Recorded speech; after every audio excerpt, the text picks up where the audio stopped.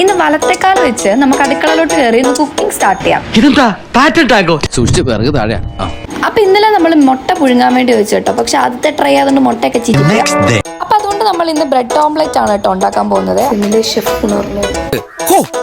എനിക്ക് എന്നോട് തന്നെ ബഹുമാനം തോന്നിട്ട് ഞാൻ കുറച്ചേരം എഴുന്നേറ്റ് എന്നിട്ട് രാവിലെ ഒരു ഉണക്ക ബ്രെഡും കഴിച്ചിട്ടാണ് കേട്ടോ ഞങ്ങൾ ഓഫീസിൽ പോകുന്നത്. അതുകൊണ്ട് ഇന്നൊരു ചേഞ്ചിന് ബ്രെഡ് ഓംലെറ്റ് കഴിച്ചപ്പോഴത്തേക്ക് നല്ല സമാധാനം ഉണ്ടായിരുന്നു കേട്ടോ. അപ്പൊ ഇനി ഞങ്ങൾ പണിക്ക് പോട്ടെ.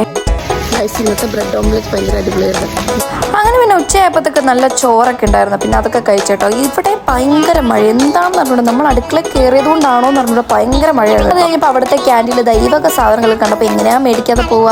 അങ്ങനെ നമ്മളൊരു മോട്ടിയിലിടുക അങ്ങനെ എന്തോ പറയുന്നൊരു സാധനം കഴിച്ചു. പിന്നെ ഒരു ഐസ്ക്രീം കൂടെ കഴിച്ചു. ആഹാര സാധനങ്ങൾ വേസ്റ്റ് ചെയ്യുന്ന എൻ്റെ അമ്മ പഠിപ്പിച്ചിട്ടുള്ളതുകൊണ്ട് തന്നെ ഞാൻ എൻ്റെ കവർ പോലെ ഞാൻ വെറുതെ വിട്ടില്ല. അതൊക്കെ ഞാൻ നക്കി തിന്നട്ടോ. നല്ല ഐസ്ക്രീം ആയിരുന്നു. പണിയൊക്കെ കഴിഞ്ഞ് ഞങ്ങൾ ഇറങ്ങിയപ്പോഴത്തേക്ക് ഇവിടുന്ന് പാനിപ്പൂരി അതുപോലെ തന്നെ പാവ് ബജി ഞങ്ങൾ കഴിക്കും. ഇന്ന് സത്യം പറഞ്ഞാൽ ഞങ്ങൾക്ക് കുറച്ച് നല്ല രീതിയിൽ ഫുഡ് കഴിക്കാൻ പറ്റിയൊരു ദിവസമായിരുന്നേ.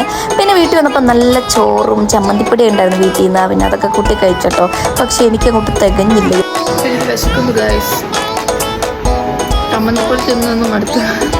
അങ്ങനെ വിശന്നിട്ട് കിട്ടിയ ചമ്മന്തിപ്പൊടി ഞാൻ നിന്നുകൊണ്ടിരിക്കുന്നത് കണ്ടപ്പോഴത്തേക്ക് പിന്നെ അവൾ ഓർഡർ ചെയ്തു കേട്ടോ. പൊതിച്ചോറ് ഓർഡർ ചെയ്തു.